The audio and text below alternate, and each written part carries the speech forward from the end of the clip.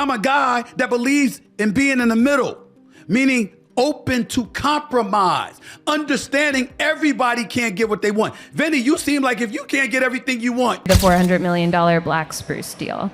And you sued BI and Geiger for defamation recently. You said that Geiger harassed you and your family through hundreds of phone calls, and you also said his reporting was racially biased. What do you hope to get out of suing Geiger? Why did you do that? Well, I'll leave that to the judge. I'll leave that to the lawyers. Floyd Mayweather initiates a $100 million lawsuit against Business Insider and journalist Daniel Geiger. Stephen A. Smith has taken aim at Floyd Mayweather Jr. over the $100 million defamation lawsuit, suggesting that while business is business, most people don't truly understand how things operate behind the scenes. Smith questioned the transparency of Mayweather's business dealings and hinted that there may be more to the story than what the public sees. I can't count the amount of examples where I saw people getting laid off, and then I see somebody come up right behind and get some contract. Business does business. You never know what's behind the goal of a business per se. What you do know is the work that you put in. If you're smart enough, what value comes with that work. And then at the same time, you also pride yourself in being very, very reasonable. I haven't, and I'm not going to talk about my contract negotiations with ESPN. They are ongoing. I think the talks have been very pleasant. I think we're making progress. We'll see what happens. If it works out, it works out. If it doesn't, I've got decisions to make because I got a future to think about. Floyd Mayweather Jr. has filed a $100 million defamation lawsuit against Business Insider, its parent company Insider Inc., and reporter Daniel Geiger. The lawsuit claims that Geiger published a false and defamatory article that misrepresented Mayweather's real estate investments, specifically a $42 million deal involving the purchase of 62 apartment buildings in Manhattan. I trust Jonah, not just 10%, 20%, 100%. 100%, yes. Okay, so let's talk about the Business Insider article that ran. Yes. We debunked this reporting, but the gist of it was that Dan Geiger, the BI reporter, said that you didn't do the $400 million black spruce deal. And you sued BI and Geiger for defamation recently. You said that Geiger harassed you and your family through hundreds of phone calls, and you also said his reporting was racially biased. What do you hope to get out of suing Geiger? Why did you do that? Well, I'll leave that to the judge. I'll leave that to the lawyers. I just want the people to know, I'm 48 years old. I know you guys want to talk about real estate. Only thing I'm doing is answer the question. That is a real estate question. Okay, so out of 48 years, I'm 48 years old, and I've never sued a media outlet. The media outlet throughout my life has bashed me, talked bad about me, spoke bad about my family. Now, I've always been judged because how I have presented myself when I'm promoting a fight. You cannot judge me for entertaining the people when I'm promoting a fight. Judge me for the person that you know. You can't judge me if you don't know me. So that's no different from people in this room may want to do a deal with me. Mayweather asserts that the article was biased and disregarded documentary evidence submitted by his team. He emphasized that this marks the first time he has taken legal action against a media outlet, underscoring his determination to defend and protect his reputation. But if someone going out there putting lies on my name, putting lies on me and my team and my family and hurting my business, we're not talking about millions. We're talking about billions of dollars. We can't do that. So this is my first time ever filing a lawsuit against a media company for speaking bad about my company. I'm not a liar. I'm a lot of things, but I'm not a liar. I work hard to build my name, to build my reputation, and I'm not gonna let anyone go out there and smear my name and talk bad about me, talk bad about my family, or talk bad about my company. 50 Cent didn't hold back in challenging Floyd Mayweather's claims. flatly accusing him of fabricating the $42 million real estate deal. According to 50, the numbers simply don't add up, and he doubts the lawsuit will gain traction since Mayweather has yet to provide concrete evidence that the transaction ever occurred. Rather than presenting solid proof, Mayweather has opted to sue Insider Inc. and reporter Daniel Geiger for $100 million in a defamation case. 50 Cent's remarks cast serious doubt on the legitimacy of the lawsuit, portraying it as a desperate move to silence criticism rather than a credible claim of defamation. Y'all can watch that in full, and as we have already seen, 50 Cent has been very involved in critiquing, taking shots at Floyd Mayweather, and when this came across his desk, he did nothing other than that. If that's the case, it's going nowhere because you didn't do the deal, champ.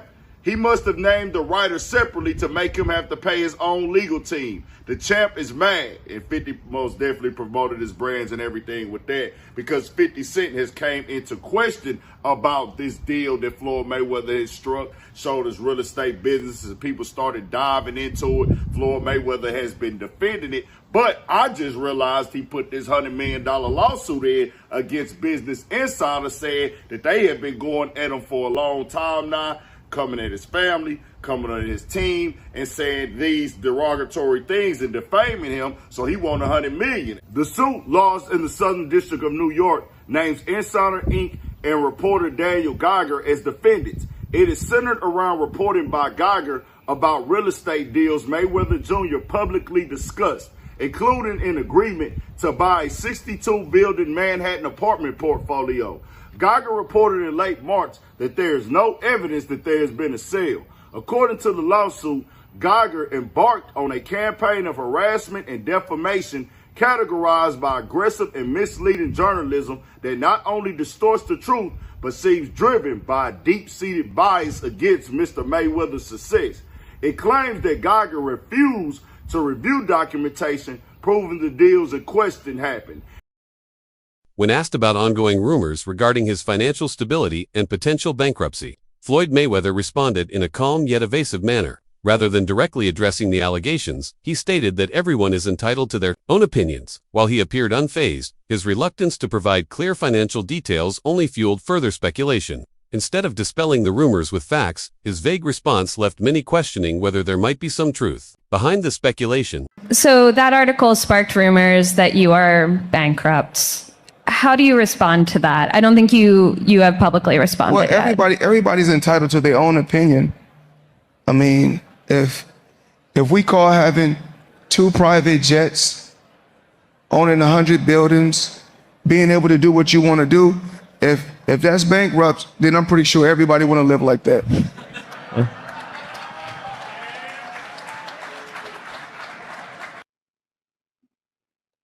That last statement was a fact. If that's bankrupt, I'm sure a lot of people want to live like that. I'd sell a few of them planes, especially if I was going bankrupt. But yeah, wouldn't be a bad lifestyle to have. Now, Mayweather's strategy of deflecting questions without offering real clarification does little to quiet his critics. For someone who has long been known for flaunting his wealth so openly, his sudden reluctance to discuss his current financial status feels out of character. This shift in tone only adds to the growing mystery surrounding his finances. By refusing to confirm or deny the bankruptcy rumors, Mayweather leaves room for doubt, leading many to question whether he's as financially secure as he once claimed. In this case, his silence speaks louder than words. articulate person. He does not articulate himself the best. This has been well known throughout his career. He is a prize fighter. He is a master promoter. He is a great business person. Put him behind a microphone or have him articulate himself, he's not the best at it. So if you listen to that, and y'all tell me if y'all got the same vibe I did, or if y'all think that I'm tripping, it sounds like he's running around a lot of shit. And it's like, all right, bro, yeah, you might be going bankrupt. But let's understand something real quick.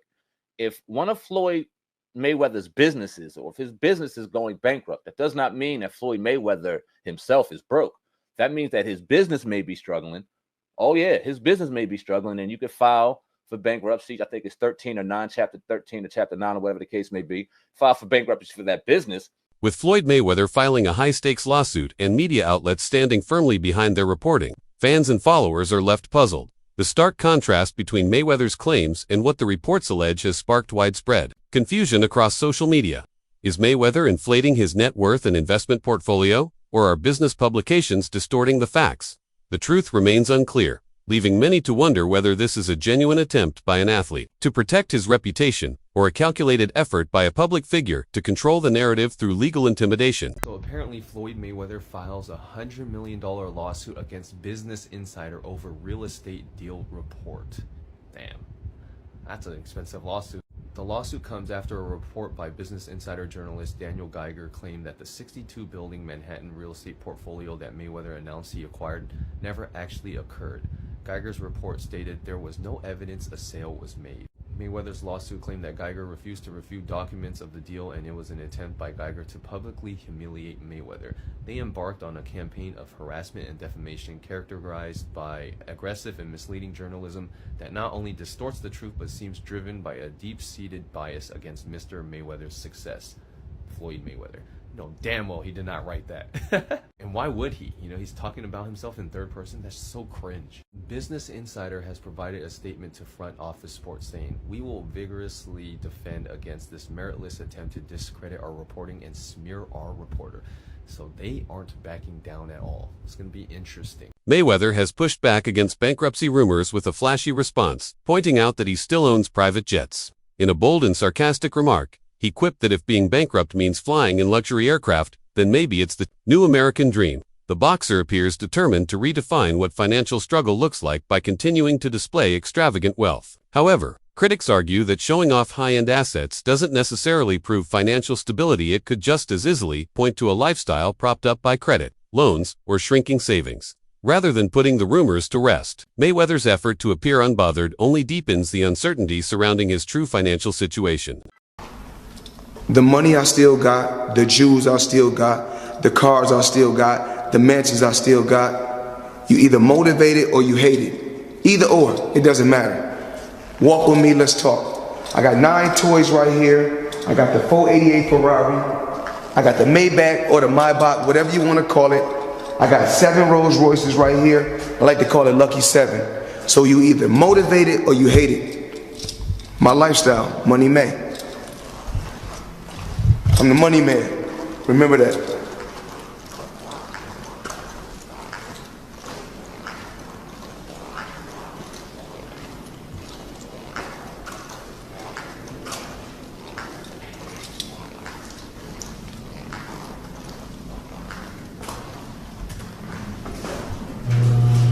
Mayweather's boxing legacy remains unquestioned, but his offering behavior is drawing increasing scrutiny. His recent claim of owning over $400 million in real estate was swiftly debunked through publicly available records, sparking backlash from fans who once held him in high regard. The exaggeration has not only tarnished his reputation, but also fueled suspicions that he's working hard to uphold an illusion of endless success. As the gap widens between his real achievements and the flashy image he promotes online, it's becoming harder for many to distinguish fact from fiction in Mayweather's empire. For some odd reason, at the beginning of the year, Floyd Mayweather decided to tell us all that he bought a bunch of apartment buildings in Upper Manhattan. Everybody has found out that that wasn't true. Apparently, it's not that hard to figure out who owns property. This is not an indictment on Floyd Mayweather as a boxer. He is one of the best boxers we've ever seen. Anybody who is privy to Floyd Mayweather's antics outside of the ring knows Floyd ain't bought no goddamn apartment buildings in no Upper Manhattan, bro. We knew that when he told us. I'm not sure who Floyd Mayweather thought he was fooling. Nothing about Floyd Mayweather outside of a boxing ring says savvy. I'm sorry. This is the same Floyd Mayweather that 50 Cent told he would donate $50,000 to the charity of his choice to read Harry Potter. Even as he nears 50, Floyd Mayweather's obsession with flaunting his lifestyle on social media shows no signs of slowing down. He continues to post photos of luxury watches, exotic cars, and lavish vacations, seemingly to prove he's still on top, but critics argue this constant need to display wealth could ultimately be his undoing. Living so publicly invites scrutiny, and many believe he's trying too hard to maintain the image of untouchable wealth. Some financial experts have even warned that if he doesn't rein in his extravagant spending, serious financial trouble could be looming in the near future. He bought $400 million worth of apartment buildings in Upper Manhattan. Come on, Floyd. The people who was living in apartment buildings, the second they heard that Floyd Mayweather bought their building, they was on the phone with property management like, what's really? I will pay $10,000 a month, but I won't pay $10,000 a month to a nigga. Floyd, you can't just do that with Upper Manhattan apartment buildings, bro. Tell lies like that about the projects, man. You gotta do that to the hood, man. Ain't nobody going for that shit in Upper Manhattan, Floyd. You should have knew better than that, my boy. But then again, you are Floyd Mayweather. Oh, man. Anybody with common sense knew that Floyd was in trouble when he started doing boxing exhibition matches. I don't care how much you love making money. Nobody loves getting punched in the face. Nobody loves that. All of the best fighters, once they get the big payday, not all the best fighters, because some people are just psychopaths like John Bones Jones. Yeah, some people do like to fight, but they are crazy. Once they get that big check, all that fighting shit go out the window, bro. Nobody makes $1 billion boxing, retires, and then starts boxing again. This is not what you do with $1 billion, bro. I don't care who you are.